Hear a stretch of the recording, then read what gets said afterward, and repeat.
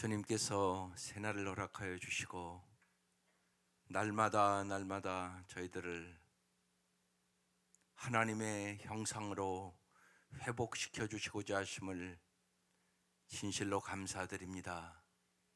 이 아침도 주께서 우리의 눈을 열어 주의 법의 기이함을 보게 하여 주시고 날마다 주님의 말씀을 깨닫는 기쁨이 있게 하여 주시며 주님을 더욱 사랑할 수 있도록 도와주시고 저희들을 참으로 사랑의 사람으로 진리의 사람으로 생명의 사람으로 빚어 주옵소서. 예수님 이름으로 기도드립니다. 아멘. 오늘 말씀 요한복음 5장 16절부터 30절까지입니다. 합독하시겠습니다. 요한복음 5장 16절부터 30절. 시작. 그러므로 안식일에 이러한 일을 행하신다 하여 유대인들이 예수를 박해하게 된지라. 예수께서 그들에게 이르시되 내 아버지께서 이제까지 일하시니 나도 일한다 하시매 유대인들이 이로 말미암아 더욱 예수를 죽이고자 하니 이는 안식일을 범할 뿐만 아니라 하나님을 자기의 친아버지라 하여 자기를 하나님과 동등으로 삼으심이로라. 그러므로 예수께서 그들에게 이르시되 내가 진실로 너희에게 이르노니 아들이 아버지께서 하시는 일을 보지 않고는 아무것도 스스로 할 수 없나니 아버지께서 행하시는 그것을 아들도 그와 같이 행하느니라. 아버지께서 아들을 사랑하사 자기가 행하시는 것을 다 아들에게 보이시고 또 그보다 더 큰 일을 보이사 너희로 놀랍게 여기게 하시리라. 아버지께서 죽은 자들을 일으켜 살리심 같이 아들도 자기가 원하는 자들을 살리느니라. 아버지께서 아무도 심판하지 아니하고 심판을 다 아들에게 맡기셨으니 이는 모든 사람으로 아버지를 공경하는 것 같이 아들을 공경하게 하려 하심이라. 아들을 공경하지 아니하는 자는 그를 보내신 아버지도 공경하지 아니하느니라. 내가 진실로 너희에게 이르노니 내 말을 듣고 또 나 보내신 이를 믿는 자는 영생을 얻었고 심판에 이르지 아니하나니 사망에서 생명으로 옮겼느니라. 진실로 너희에게 이르노니 죽은 자들이 하나님의 아들의 음성을 들을 때가 오나니 곧 이때라. 듣는 자는 살아나리라. 아버지께서 자기 속에 생명이 있음 같이 아들에게도 생명을 주어 그 속에 있게 하시고 또 인자됨으로 말미암아 심판하는 권한을 주셨느니라. 이를 놀랍게 여기지 말라. 무덤 속에 있는 자가 다 그의 음성을 들을 때가 오나니 선한 일을 행한 자는 생명의 부활로 악한 일을 행한 자는 심판의 부활로 나오리라. 내가 아무것도 스스로 할 수 없노라. 듣는 대로 심판하노니 나는 나의 뜻대로 하려 하지 않고 나를 보내신 이의 뜻대로 하려 함으로 내 심판은 의로우니라. 아멘.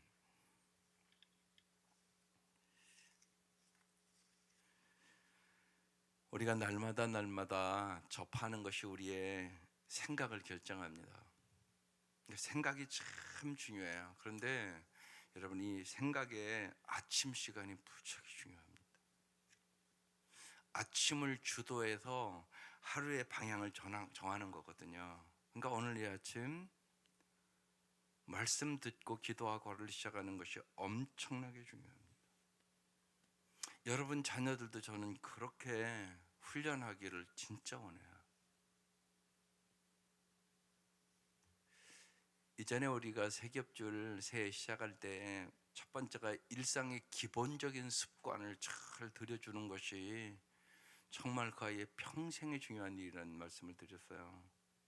간단한 거, 일찍 자고 일찍 일어나는 습관, 양치질 잘하는 습관, 자기 방 정리 잘하는 습관, 쉬운 얘기로 어른들에게 인사 잘하는 습관. 이게 작은 것들인데 엄청나게 중요합니다. 이런 습관들을 누가 들여줍니까? 여러분이 들여줘야죠. 자기 주도적으로 공부하는 습관, 독서하는 습관, 메모하는 습관, 긍정적인 것들을 생각하는 습관, 언제나 운동하는 습관, 저축하는 습관, 섬기는 습관, 감사하는 습관, 영적인 습관. 특별히 아침에 일찍 일어나는 습관은 엄청나게 그의 인생에 중요합니다. 성경의 인물들 잘 들어보세요. 제가 몇 기절을 쭉 한번 읽어볼게요. 출애굽기 24장, 모세는 주님의 모든 말씀을 기록하고 아침 일찍 일어나서 산기슭에 제단을 쌓았다. 욥기 1장 5절, 잔치가 끝난 다음 날이면 욥은 을에 아침에 일찍 일어나서 자식들을 생각하며 그들을 깨끗하게 하려고 자식의 수대로 일일이 번제를 드렸다.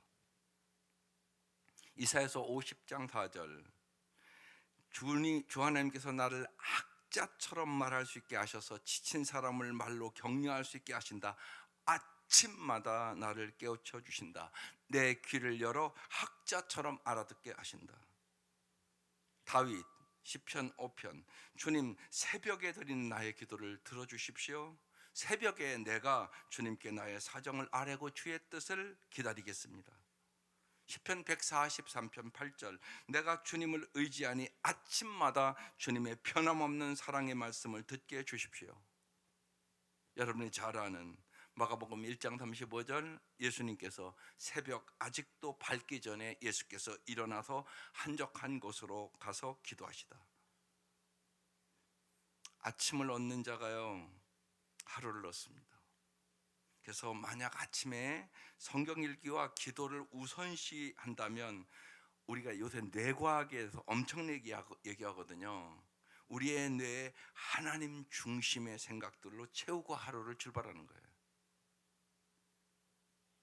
하루하루가 쌓여서 인생이 됩니다. 어제 제가 10시 반에 이제 지금 싱글 목장 거기 강의하러 갔어요. 10시 반이면 아침 시간이거든요. 근데 아침에 강의하는데 조는 애들이 있어요. 왜 저럴까요? 그 시간 10시 반인데. 분명한 건 어제 늦게 잤다는 얘기거든요. 늦게 자니까 그 좋은 시간에 정신 집중이 안 되는 거죠. 아침에 그래서 여러분이 꼭 자녀들에게 훈련시킨 거, 성경 읽고 기도하고 하루 시작하는 거, 이 훈련만 잘 시켜도 여러분 아이의 인생이 달라져요. 이건 누가 시키냐? 부모가. 엄청나게 중요해요. 그래서 꼭 그 훈련을 시키라고 오늘 이 아침 여러분에게 권고드리고 싶어요. 아침마다 하나님께서 자신에게 뭐라고 말하는가를 잘 들어야 돼요. 에레미야 애가에 이런 말씀이 있어요. 에레미야 3장에 여호와의 자비와 긍휼이 무궁하심으로 우리가 진멸되지 아니하리이다. 이것이 아침마다 새로우니 주의 성실하심이 크도소이다. 애통하며 이 고통을 이 말씀으로 이기는 거야. 여러분, 이렇게 중요한 일이에요. 그래서 아침을 깨울 수 있도록 여러분 자녀들 한 걸음 더 나서 아침에 새벽 예배하고 가서 공부하다가 다 정리하고 학교 가고 이렇게 훈련시키면 최고죠. 여러분, 그게 최고의 부모가 되는 일들이에요. 그런 훈련을 어떻게 시킬까? 여러분 힘으로 안 될 거예요. 그러니까 성령의 역사가 있어야 돼요. 성령 안에서 의와 평강과 희락이에요. 성령 안에서, 오직 성령 안에서 이렇게 써 있어요. 성령이 해줄 수 있는 일이죠. 그래서 정말 아침을 일찍 깨우고 새날을 시작하는 사람, 그러니까 생각이 결정하는데 날마다 말씀으로 무장된 사람만 세상에서 일어나는, 제가 어제도 청년들 가서 그런 강의했어요. 불안, 주의 산만, 쾌락, 절망, 이런 것들이 날마다 밀려오는 세상이에요. 우리에게 이건 뭘로 이기냐고요? 오직 주의 능력으로 이겨요. 주님은 그래서 언제나 꼭 잊지 마셔야 돼요. 여러분이 생각을 공격해요. 생각이 병들면 인생은 병든다는 걸 너무 잘 알아요. 그래서 우리 하나님 앞에 말씀 준 거란 말이에요. 말씀. 그러면 날마다 우리의 자녀들이 말씀을 읽고 기도하고 하루를 시작하면 승리하지 않겠어요? 이렇게 인도하셔야 되는 거예요. 그래서 이 새벽 50분 여러분 복 있는 사람이에요. 여러분이 듣고 이 말씀을 여러분 자녀들에게 전하고 날마다 해요. 그 말씀 속에서 함께 살아가는 거예요. 인생은 전쟁터예요. 전쟁터예요. 날마다 마귀는 불화살을 쏴요. 여러분의 생각을 병들게 만들려고요. 거기에 쓰러지는 사람이 부지기수예요. 요새 계속 신문에 나는 건 AI를 잘못 사용함으로써 자살하는 애들이 미국에 자꾸 늘어난다는 거. 그 계속 나요. 이런 시대를 살아갑니다. 그래서 무지하게 불안한 시대, 주의가 산만한 시대, 쾌락을 쫓아 살아가는 시대, 그리고 정말 절망하는 애들이 너무 많은 시대, 이런 시대를 우리가 살아가요. 어떻게 이기겠어요, 여러분? 잘 생각을 하셔야 돼요. 오늘 말씀 보십시다. 유한한 인간이 어떻게 영원하신 하나님을 인식할 수 있을까? 예수님은 언제나 우리에게 말씀을 잘 보면 쉽게 가르쳐 주시려고 무지하게 힘쓰셨어요. 하나님의 말씀을 여러분도 자녀들에게 어떻게 하면 쉽게 가르칠 수 있을까 이 생각을 언제나 하셔야 돼요. 그게 중요합니다. 보십시다. 그러므로 안식일에 이러한 일을, 어제 말씀이죠. 38년 된 그 병자 고쳐주셨다고 유대인들이 예수님을 박해요. 기가 막힌 일이잖아요. 만약에 38년 된 병자가 자기 가족이라면 춤출 일 아니에요? 너무나 감사하다고 예수님 앞에 와서 이래야 돼, 막 그냥 너무 고맙다고 그래야 될 일 아니냐고요. 그런데 안식일에 이런 일을 행했다고 예수를 받게 하고 이들이 예수 죽이는 거예요. 여러분, 이 사람들 하나님 잘 믿는다고 했는 사람들이에요. 그러니까 보세요. 신앙생활 다 하죠. 그런데 올바르게 신앙생활 안 하면 저렇게 되는 거예요. 신앙생활을 하는데 그릇된 생각을 가진 사람들이 많다고요. 그게 이단이잖아요. 쉬운 얘기로. 이단은 가정을 파괴해요. 이단은 사람을 죽여요. 결국 그 이단들이 하는 짓이에요. 우리도 잘못된 신앙을 가지면 그럴 수 있다는 거예요. 그러니까 바른 믿음을 가져야 돼요. 잘못된 믿음을 가지고 있는 사람들이 너무 많단 말이에요. 그래서 제가 어제도 얘기를 한 거예요. 기복신앙 가지면 안 된다고, 무속적인 신앙 가지면 안 된다고. 여러분, 무당은 왜요? 돈 벌려고 하는 거예요. 그거 여러분 잘 되게 하려고 하는 게 아니에요. 옛날에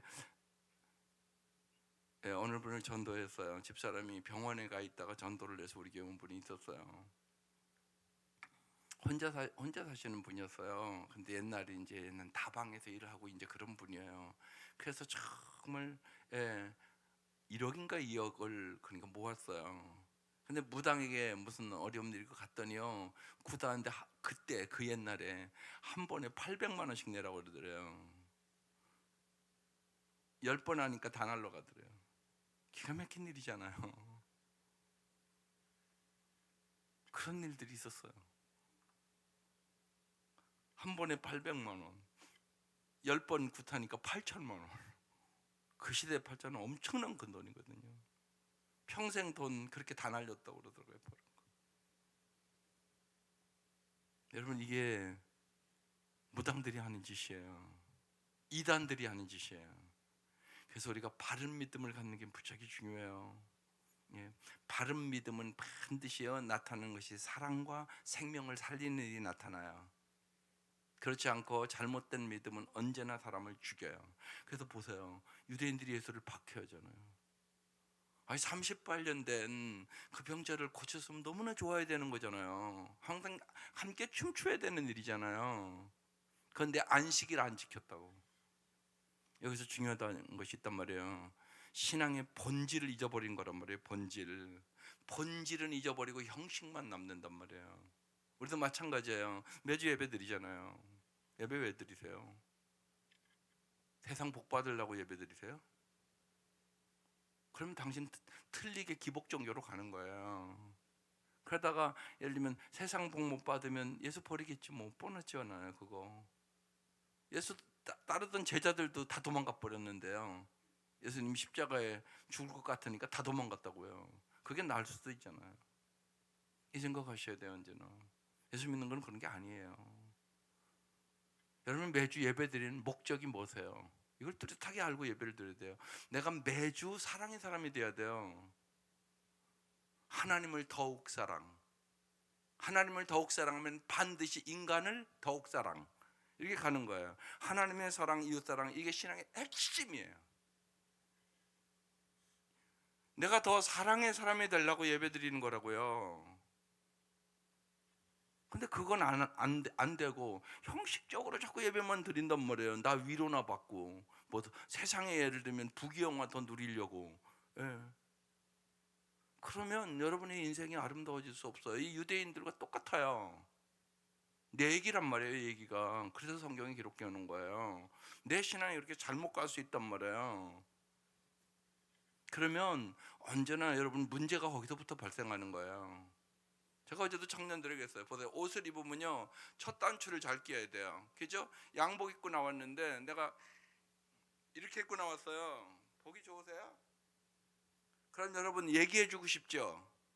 제가 이렇게 하고 아무렇지도 않은 것처럼 나와요. 그러면 여러분, 목사님 단추 잘못 꼈어요. 이렇게 얘기하지 않게 하고 싶지 않겠어요, 여러분이? 이라고 내가 나오면?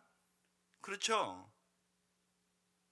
얘기해 주는 게 바른 일이지 또 얘기 안 해주는 게 잘하는 일은 아니죠. 이렇게 하고 나오는데 똑같다고요. 삶의 우선순위가 하나님이 첫째인데 하나님이 첫째가 아니에요.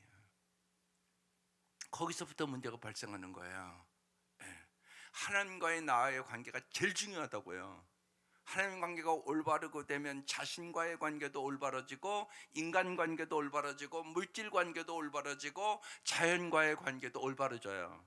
어제 그 얘기하고 왔어요. 5가지 이 관계를 너희들이 잘해야 된다. 삶은 관계다. 관계를 잘해야 인생이 아름다워지는데 제일 중요한 관계가 하나님과의 관계다. 모든 아름다운 것과 좋은 것들은 하나님 앞에 오는 거다. 그렇거든요. 위에서부터 오는 거란 말이에요. 이걸 자세히 가르쳐주고 왔어요. 이게 중요하니까요. 예. 지금 이 유대인들은 하나님과의 관계가 잘못된 사람들이에요. 그래서 예수가 30년 된 병자를 고치고 생명을 살렸는데 같이 기뻐하기는커녕 예수를 박해하고 예수를 어떻게 하면 죽일까? 그러고 있어요. 요새 우리가 사도행전도요, 유대인들이요, 어떻게 하면 사도 바울 죽일까? 예? 그래서 40명이나 사도 바울 죽이려고 하는 사람들을 만들었어요. 기가 막힌 일이잖아요. 오늘 그 일이 또 벌어지고 있는 거예요. 지금요. 17절 예수께서 그들에게 말해요. 내 아버지께서 일하시니 나도 일한다고. 하나님께서 안식일 내도 언제나 참된 힘을 주기 위하여 생명을 주고 사랑했다고. 나도 저 30년 된 병자가 하루라도 더 저 아픔에서 해방되기를 원한다고. 그런 말씀이에요. 주님 그러시죠. 여러분, 자녀가 아프면 하루라도 덜 아프게 하려고 얼른 병원 가야 되잖아요. 중한 병이면 얼른 큰 병원 가야 되잖아요. 너무 고통스럽다 그러면 하루라도 빨리 수술해 주기를 원하잖아요. 예. 암 환자들은 그래요. 서울로 가줘요. 되게 우리 성도들도요. 근데 날짜 잡는 게 만만하지가 않아요. 너무나 암 환자가 많은 거예요. 가보면요 진짜 많아요. 진짜. 예. 근데요 환자들이 많으니까 계속 밀리는 거예요. 예. 그러면 환자 입장에서는 불안한 거예요. 그죠? 불안한 거예요. 자꾸 늦어지니까 날짜가 한 달이 미뤄지고 2달이 미뤄지고. 보세요. 우리 다 그렇잖아요. 빨리 예를 들면 수술 받아야 되는데. 그러니까 주님은 안식일이지만 그보다 더 중요한 게 있다는 거예요. 고통받는 자에게 빨리 해방을 시켜주고 빨리 고쳐주기를 원하는 게 주님의 마음이죠. 그래서 여러분 잊지 마셔야 돼요. 주일은 핵심이에요. 여러분 사랑 배우는 날이에요. 어떻게 하면 내가 더 사랑하고 살아갈 수 있을까? 어떻게 하면 내가 진리대로 살아갈 수 있을까? 어제 말씀에 38년 된 병자가 죄 때문에 그거 일어났다고 다시는 죄를 범하지 말라 그렇게 말씀하시잖아요 어제. 그리고 이제 오늘 말씀 내 아버지께서 일하라고 하니까 나도 일한다고. 그래서 안식일 날이지만 저 병자의 고통을 생각하고 고쳐줬다고 그렇게 말씀하시는 거예요. 18절 유대인들이 이로 말미암아 더욱 예수를 죽이고자 하니 이는 안식일을 범할 뿐만 아니라 하나님을 자기의 무슨 아버지요? 친아버지. 예. 이 말씀 잘 생각해서 여러분 진짜 여러분 가슴에 손을 얹고 생각해 보세요. 하나님이 여러분도 친아버지라고 생각하세요? 그냥 생각만 하는 거예요 혹시나? 이게 무지하게 중요해요. 친아버지. 저는 이걸 영적으로 아주 구체적으로 체험한 사람이에요. 저는 제가 여러 번 얘기했지만 아버지가 5살에 돌아가셔서 예, 아버지랑 밥 먹은 기억도 없어요. 우리 아버지 그냥 이렇게 아파서 누워있다는 그 영상만 있으세요 보면요. 그러니까 아버지 돌아가시고 아버지라고 불러본 적 없죠. 하나님 믿고 하나님이 아버지인 줄 알았어요. 주님이 제가 십자가 앞에서 통회하고 기도하는 날이 있었어요. 하나님 분명히 음성처럼 저에게 말씀하셨어요.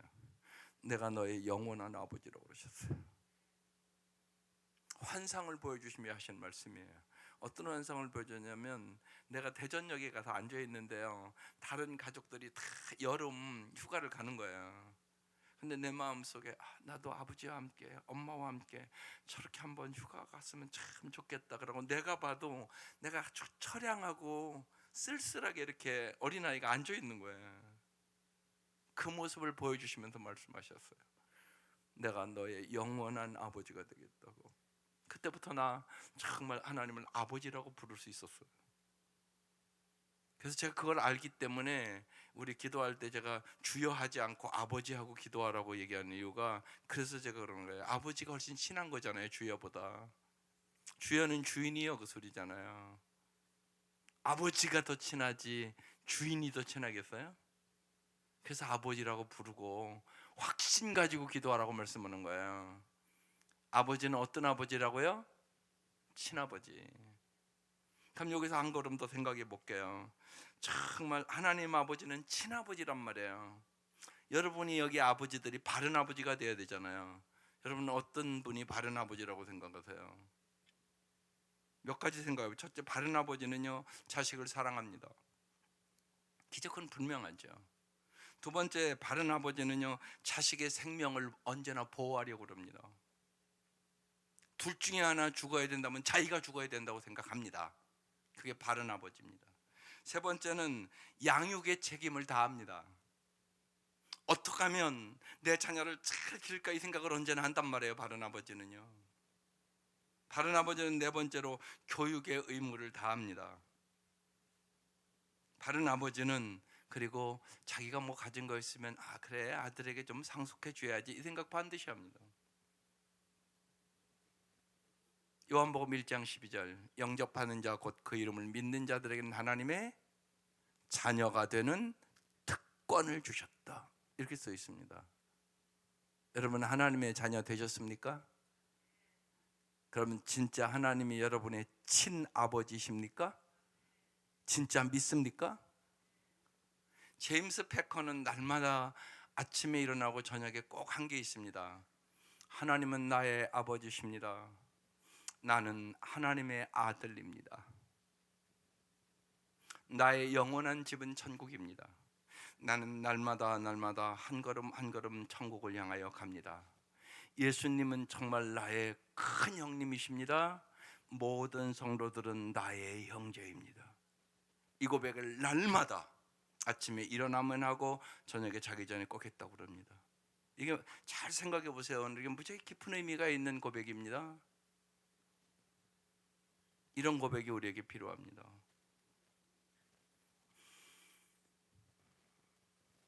하나님이 우리의 친아버지시라면 하나님은 우리를 영원히 사랑해 주실 것입니다. 하나님은 우리를 영원히 보호해 주실 것입니다. 하나님은 언제나 우리를 가르쳐 주시고 인도해 주실 것입니다. 그래서 정말 우리를 양육하고 우리를 교육하고 우리를 당신의 나라를 유업으로 반드시 주시는 우리의 친아버지입니다. 오늘 이 아침 정말로 하나님 아버지가 그냥 머릿속의 아버지만이 아니라 여러분의 친아버지 되시기를 주의 이름으로 축원합니다. 예수님은 자기의 친아버지라고 그렇다고 이제 유대인들은 신성을 모독한다고 예수를 죽이겠다고 그러는 것입니다. 19절. 그러므로 예수께서 그들에게 이르시되 내가 진실로 진실로, 여러분 언제나 성경에 진실로 진실로 이 단어가 써 있을 때는 예수님의 마음을 잘 읽어야 돼요. 간절하게 하는 얘기입니다. 그래서 반복하는 거야. 진짜 진짜 그런 얘기거든요. 너에게 이르노니 아들이 아버지께서 하시는 일을 보지 않고는 아무것도 스스로 할 수 없나니 아버지께서 행하는 그 일을 아들도 그와 같이 행하느니라.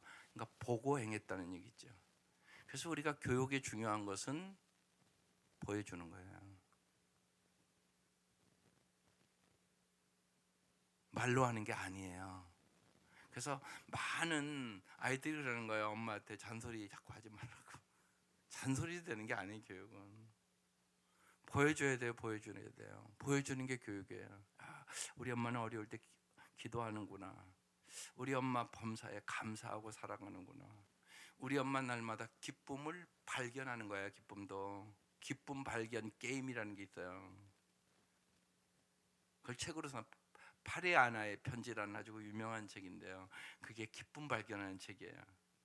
소녀가 어떻게 기쁨을 발견하고 살아가는가 아름답게.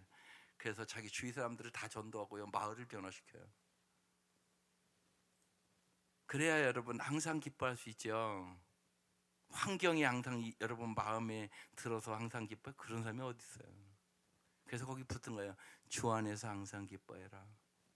언제나 주님이 생각하는 것처럼, 주님이 보는 것처럼 볼 수 있는 능력 길러라. 그 얘기예요. 그러면 항상 기뻐하며 살아갈 수 있다. 감옥에 사는 얘기예요. 범사에 감사하면도 마찬가지예요. 환경이 항상 좋아서 그런 일이 어디 있어요. 범사에 감사할 수 있는 능력을 기르라는 얘기예요. 범사에 감사할 수 있는 능력을 기르려면 내 시각이 변화해야 돼요. 내 생각이 변화해야 돼요. 하나님의 시각으로 볼 수 있는 능력을 길러야 돼요. 그러니까 언제나 질문해야 돼요. 하나님이라면 이 어려울 때 어떻게 볼까? 여러분 인생에 어려운 일이 다 있어요. 그때 어떻게 그것을 해석하느냐가 여러분 인생을 결정해요. 예를 들어서 여러분 청년들이요, 애인을 만나다가 배반당했다. 그러면 어떻게 해석해야 돼요? 울고 불고 밥 안 먹고 그래야 되겠어요? 여러분 그러기를 원하세요? 여러분 자녀들이 애인이 있었는데 배반당했어요. 그러면 어떻게 하기를 원하세요? 근데 많은 아이들이요 낙심하고 좌절하고요, 예? 막 힘들어하고 막 그래요. 하나님은 그러기를 원할게요? 그럼 어떻게 항상 기뻐하겠어요? 이렇게 해석해야 돼요. 아, 하나님이 더 좋은 사람 주려고 그러는구나. 아, 이러면 달라지는 거잖아요. 더 좋은 사람 주려고 그러는 거나 쟤랑 나랑은 짝이 안 맞는가 보구나. 이렇게 해석해야죠. 그죠? 이미 배반해서 간 사람 가서 막 붙들어요? 그럼 얼마나 비참해요. 한마디로 그거 아니잖아요. 그러니까 여러분 잊지 마셔야 돼요. 왜 우리가 말씀으로 무장해야 되냐? 말씀이 우리의 인생을 바르게 해석할 수 있는 능력을 주는 거예요. 그렇게 해석해야 범사에 감사할 수 있죠. 그래, 하나님 모든 걸 더 잘 아시는데 쟤랑 나랑은 안 맞는가 보다. 그래서 하나님께서 끝내라고 하는가 보다. 하나님 감사합니다. 하나님 더 좋은 사람 주실 것을 믿습니다. 아, 이래야지. 그게 예수 믿는 거지. 그렇죠? 예, 이게 인생 해석이에요. 그래서 인생은 해석입니다. 말씀을 모르는 사람은 그래서 올바로 해석할 수 없어요. 잘못 해석하는 거예요. 그래서 긍정적으로 해석을 해야 되는데 부정적으로 해석을 하는 거예요. 그러면 인생이 부정적으로 되는 거죠. 이스라엘 백성들 하나님이 다 만나도 주고 메추라기도 주고 홍해를 건너게도 하고, 그런데 그 광야에서 계속 원망하다가 망하잖아요. 진짜 잘못 해석했단 말이에요. 똑같이 12명이 가서 정탐하고 왔다고. 근데 갈렙과 여호수아만 믿음으로 해석하는 거예요. 올라가자, 저들은 우리의 밥이다, 하나님이 우리에게 주신다고 말씀하셨다. 10사람은 우리는 우리가 보기에도 메뚜기와 같다, 도저히 이길 수 없다. 불평하고 원망하다가 다 망하잖아요. 성경에 그걸 왜 써놨냐고요. 우리가 열 사람처럼 하기가 쉬우니까 그래서 써는 거예요. 그러니까 그런 말씀을 알아야지. 내가 알고 그래, 나는 갈렙과 여호수아처럼 살 거야. 하나님이 함께 하시면 할 수 있어.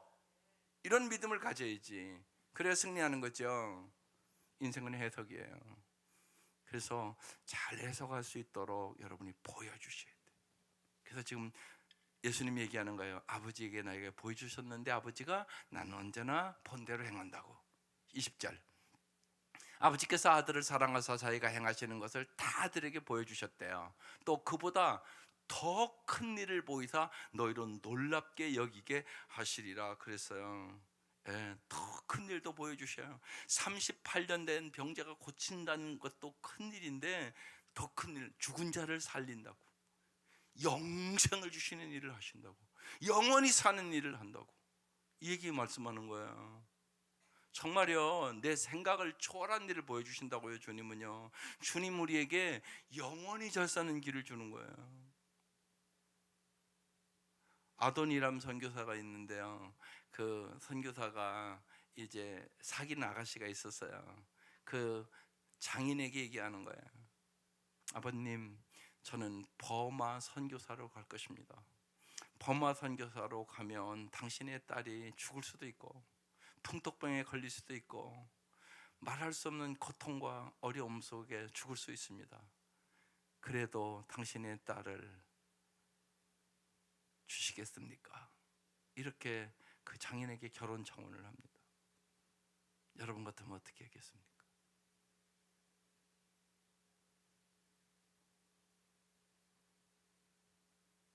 그 장인이 내 딸의 결정에 맡기겠다고 그래요. 내 딸의 결정에 맡기겠다고. 그리고 그 딸이 가겠다고. 그리고 갑니다. 가서 바로 감옥에 갇힙니다. 그 선교사가. 그래서 감옥 생활을 합니다. 감옥에서 엄청나게 고문을 받습니다. 그래서 불구가 됩니다. 그 사이에 그 아내가 임신합니다. 너무나 고생을 해서 젖이 안 나옵니다. 그래서 아도니람이 제발 나 좀 하루에 2시간만 이 감옥에서 내달라고, 그래서 젖이 있는 그 유모를 좀 구해서 저 아이를 살려야 되겠다고, 그래서 허락을 얻어서 2시간씩 나가서 유모를 구해서 그 아이 젖을 먹입니다. 그리고 얼마 되지 않아서 아내도 죽고 아이도 죽습니다. 재혼을 했는데 그 아내 또 죽습니다. 여덟 자녀가 다 그렇게 죽습니다. 그러면서 거기에 그렇게 써놨습니다. 여러분, 그 선교사를 여러분 안타깝게 여기시죠? 그러나 하나님은 당신들을 더 안타깝게 여긴다고. 그 선교사는 분명히 하늘에서 영원한 상급을 얻는다고, 그 아내도 의의 면류관을 얻을 것이라고. 당신은 그렇게 의의 면류관, 영광의 면류관은 사모함이 있습니까?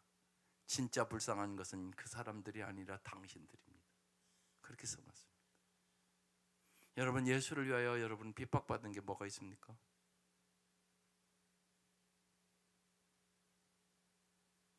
여러분, 우리가 성경을 잘 봐야 되는 이유가 거기에 있습니다. 진짜 복이 뭔가를 잘 보셔야 합니다.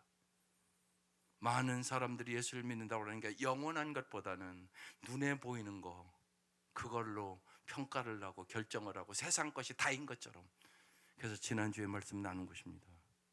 위의 것에 초점을 맞추고 사는 사람, 이게 진짜 크리스천입니다.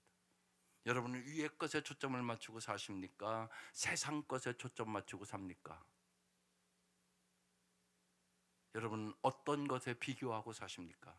세상 것 많이 갖고 성공하고 출세하고 이걸로 비교하고 사십니까? 하늘에 진짜 상급 받는 걸로 비교하고 사십니까? 이 질문을 하고 있는 것입니다. 하나님은 더 큰 일을 보이사 영원한 일을 보여주십니다. 너희로 놀랍게 여기게 하시리라. 영원한 것에 여러분 관심을 가지고 인생을 살아가시기를 바랍니다. 21절, 아버지께서 죽은 자들을 일으켜 살리신 같이 아들도 자기가 원하는 자들을 살리시느니라. 언제나 생각하셔야 됩니다. 그러니까 사랑과 생명을 살리는 일, 이건 언제나 함께 가는 거예요. 사랑하면 생명을 살리는 일에 몸과 마음과 물질을 드립니다. 그것이 영혼을 구원하고 제자 삼는 겁니다. 그 일을 한다는 거예요. 아버지가 죽은 자를 살리신 같이 아들도, 예수도 자기가 원하는 자를 살리는 일을 하러 이 땅에 오셨다는 거예요. 그래서 예수는 내가 길이요 진리요 생명이라고 말씀하는 거예요. 22절, 아버지께서 아무도 심판하지 아니하시고 심판을 다 아들에게 맡기셨으니, 23절, 이는 모든 사람으로 아버지를 공경하는 것 같이 아들을 공경하게 하려 하심이라. 아들을 공경하지 아니하는 자는 그를 보내신 아버지도 공경하지 아니하느니라. 그러겠죠? 24절, 내가 진실로 진실로 너에게 이르노니, 이거 유명한 말씀이에요. 시작. 내 말을 듣고 또 나 보내신 이를 믿는 자는 영생을 얻었고 심판에 이르지 아니하나니 사망에서 생명으로 옮겼느니라. 지난 주간에 사도 바울의 세 가지 강론, 뭐라고요? 의와 절제와 심판. 펠릭스 총독 앞에서 했던 바울의 강론이에요. 무지하게 중요하다는 얘기를 했습니다. 의, 하나님과의 바른 관계. 반드시 하나님과의 바른 관계를 갖기를 원하는 사람 뭐 한다고요? 절제. 반드시 절제하게 돼 있어요. 그리고 하나님의 심판을 알아요. 하나님의 여기 심판은 우리 믿는 자들에게 있어서는, 안 믿는 자는 멸망, 그냥 멸망으로 가는 거예요. 그러니까 자기 죄 대가 받는 거예요. 우리는 예수로 말미암아 죄 사함은 받았어요. 그럼 우리는 하나님 앞에 심판이 뭐예요? 하나님의 세마심. 하나님 계산한단 말이에요. 계산. 그게 공의의 하나님이잖아요. 하나님 앞에 세마심, 계산하심이 있단 말이에요. 그래서 의의 면류관, 영광의 면류관 받을 사람이 있고 상 못 받을 사람이 있어요. 우리가 신앙생활을 하지만 똑같이 하는 거 아니에요. 그래서 근데 우리의 삶에는 이게 거꾸로 생각해야 된다는 거예요. 진짜 심판을 믿는 사람만 바르게 살아가는 거예요. 머리로는 아는데 진짜 안 믿는 사람은 똑같이 살아요. 하나님의 세마심과 하나님이 심판하시고 반드시 하나님 앞에 서서 상 받을 날이 있다, 이것을 진짜 믿는 사람은 삶이 반드시 변해요. 절제한단 말이에요. 그러니까 하나님의 심판을 진짜 믿으셔야 된다고. 믿는 사람만 변하는 거예요. 그래서 절제하고 살아가고, 그리고 하나님과 바른 관계를 가지고 살아가게 되는 것입니다. 정말 아름다운 삶을 살기를 원하시죠? 이 구정이 다가오는데 이제 오늘부터 휴일이 되잖아요. 여러분이 이 구정에 우리의 자녀들을 아름답게 살도록 인도해야 할 부모가 되어야 되지 않겠어요? 진짜 아름다운 삶을 살기를 원하면 하나님이 원하시는 삶을 살아야 된다고 오늘 말씀에 마지막 절에 기록되어 있습니다. 하나님이 원하시는 삶이 뭘까요? 이걸 정확하게 여러분 얘기할 수 있어야 돼요. 말씀으로. 마태복음 6장 33절, 너희는 먼저 그의 나라와 그의 일을 구하라. 그리하면 이 모든 것을 너에게 더해주시라. 이 말씀을 진짜 믿고 사셔야 돼요. 그럼 하나님과 바른 관계를 맺는다는 것은 무슨 의미예요? 첫째는요, 요새 수요일날도 제가 여러 번 얘기를 했는데요, I am something, 내가 모든 것을 할 수 있다는 자리에서 I am nothing, 정말 내가 인생을 좀 살아보니까 내 마음대로 안 되네, 나는 아무것도 할 수 없다, 이것을 깊이 깨닫고 자신의 학력이나 재산이나 권력도 자신을 영원히 구원할 수 없음을 아주 절감하고 오직 예수만이 구원자임을 믿고 살아갈 때 하나님과 바른 관계를 갖게 되는 거예요. 그렇지 않으면 말로는 주님을 믿는다고 그러지만 아니에요. 학력 믿고 돈 믿고 사람 믿고 자기 명예 믿고 그런단 말이에요. 그게 인간의 모습이에요. 여기에 자꾸 여러분이 속는 거예요. 하나님을 전적으로 의지해야 되는 거예요. 그래야 하나님과 바른 관계가 되는 거예요. 그러니까 가지가 딱 붙어 있어야지, 반만 붙어 있다? 이건 절대 열매 못 맺어. 그죠? 나는 포도나무에 너희는 가지라고 얘기하잖아요. 너희가 나를 떠나서는 아무것도 할 수 없다고 말한다고요. 성경은요. 딱 붙어 있어야 된다고요. 딱. 이게 꺾이잖아요. 그러면 절대 열매 못 맺어요. 그건 아시죠? 그러니까 하나님과 바른 관계를 맺는다는 것은요, 하나님을 전적으로 의지하는, 나는 포도나무에 너희는 가지다, 이것을요 확실히 아는 거예요. 하나님과 바른 관계가 될 수 있는 거예요.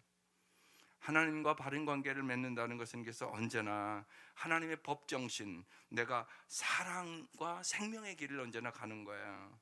예. 내가 어떻게 하면 사랑하고 살아갈 수 있을까? 어떻게 하면 내가 생명을 살리는 일에 내 삶을 투자할 수 있을까? 이게 하나님과의 바른 관계 속에 살아가는 사람들의 삶입니다.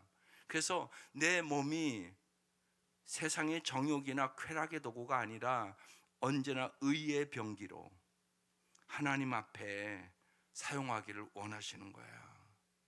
그렇게 살아가는 것이 하나님과 바른 관계를 가지고 살아가는 것입니다.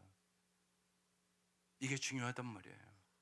그래서 예수를 믿는 자는 영생을 얻었다, 영원히 잘 사는 길을 얻었다, 그런 얘기예요. 쉽게요. 심판에 이르지 아니한다, 멸망의 심판에 이르지 않는다는 얘기예요. 그래서 뭐라고요? 사망에서 생명으로 옮겼다는 것이에요. 그래서 예수를 믿으면 3, 4에서 3생으로 옮겨져요. 영적인 사망에서 영적인 생명으로 옮겨가는 거예요. 그래서 영적으로 예수 믿으면 살았다 그러는 거예요. 예수를 안 믿는 사람은 육신은 살아있지만 영적으로는 죽은 사람. 죽은 사람이에요. 그걸 잘 아셔야 돼요, 여러분이요. 육적으로도 이 몸은 반드시 죽는다. 이걸 깨달아야 여러분 잘 살 수 있어요. 이 육은 반드시 죽는다. 그러니까 죽음을 잘 생각하는 사람이 하루하루를 잘 사는 거예요. 그래서 성경은 너희의 세상의 것들이 아침의 안개인 줄 알지 못하느냐? 그렇게 써 있는 거예요. 반드시 죽는다는 얘기예요. 그걸 깊이 생각하는 사람만이 잘 살 수 있는 거예요. 그러니까 그런 얘기 하는 거예요. 사람은 다 가지만 사랑은 남는 거라고. 그러니까 짧은 인생 살아가는 동안 사랑하고 살으라고. 주님 끊임없이 이렇게 얘기하는 거예요. 하루하루 너 내일 죽을 수 있어. 그러니까 오늘 사랑하고 살아야지. 그렇게 얘기하는 거예요. 그래야 진짜 죽음을 생각하는 사람이 잘 살 수 있다고 얘기를 하고 있는 거예요.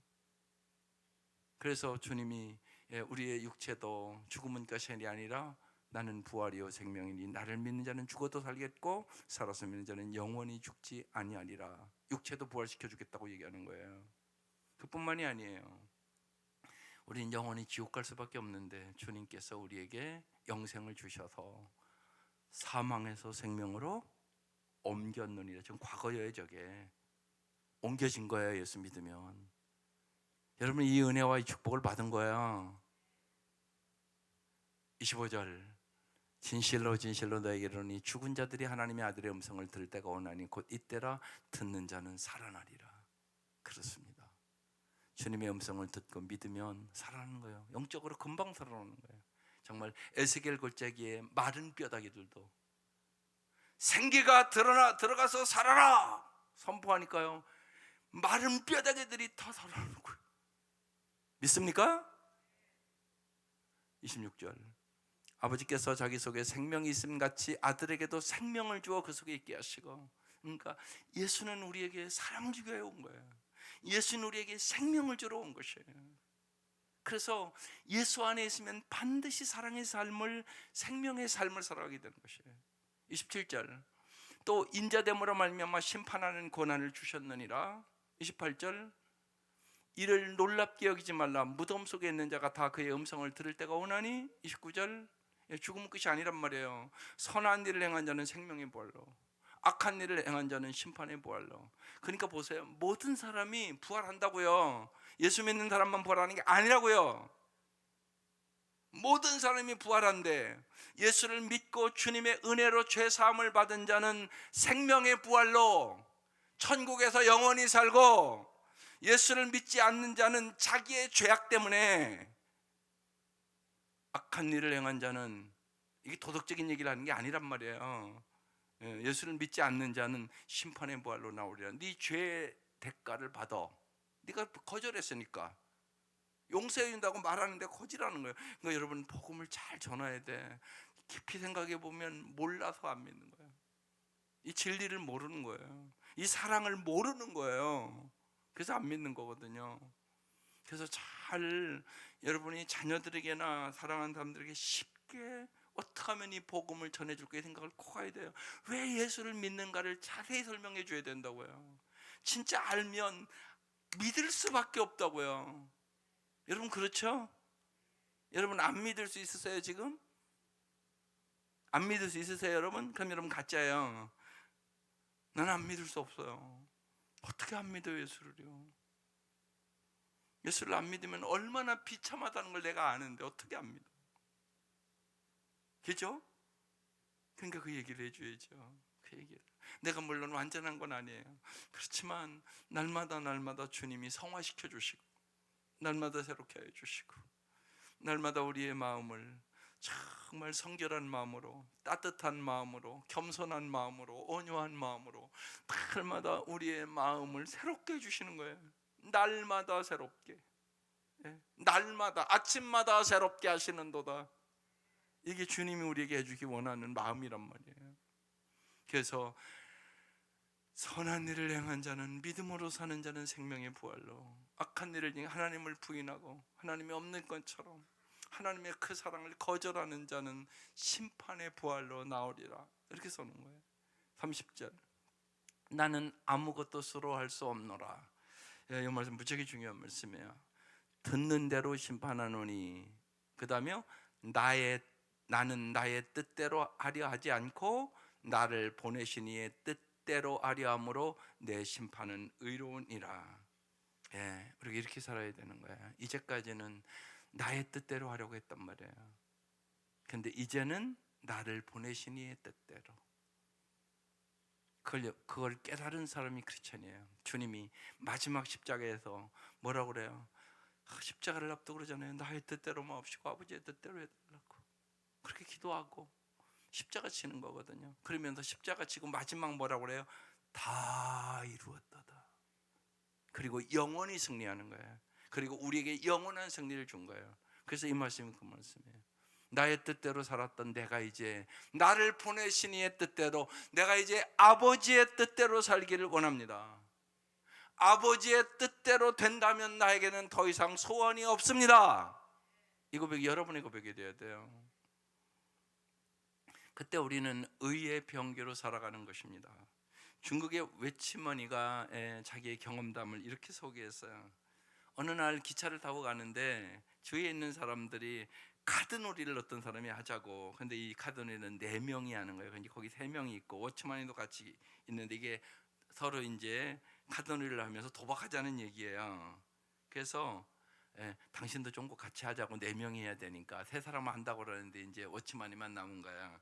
그랬더니 워치만이가 여러분을 실망시켜 드려서 대단히 죄송하다고. 저는 지금 도박할 손을 갖고 있지 않다고. 그러니까 옆에 있는 사람들이 아니 2손 다 했는데 무슨 손이 없다고 그러냐고 그랬어요. 그러니까 워치만이가 양해해 주기 바란다고. 내가 지금 이렇게 손이 있지만 2손이 있기는 합니다만 이건 제 손이 아니라고. 이것은 제 주인의 손이며 진리이신 예수님의 손이라고. 그래서 내가 이 손을 함부로 사용할 수가 없다고. 이게 예수 믿는 것이에요. 여러분의 손은 누구의 손이십니까? 여러분의 발은 누구의 발입니까? 그것이 나는 죽고 예수로 산다는 뜻입니다. 나의 뜻대로가 아니라 이제 주님의 뜻대로. 그래서 주님, 나의 생각도, 나의 귀도, 나의 입술도, 나의 눈도, 나의 마음도, 나의 손과 발도 주님의 도구로 오늘도 사용해 주시옵소서. 그래 이 하루가 마칠 때는 주님이 행하셨다고 말할 수밖에 없는 일이 나의 삶에 있게 하여 주옵소서. 여러분의 손과 발을, 여러분의 눈과 귀와 입술을 오늘도 성령의 도구로 쓰임 받을 수 있기를 주의 이름으로 축원합니다. 기도드리겠습니다.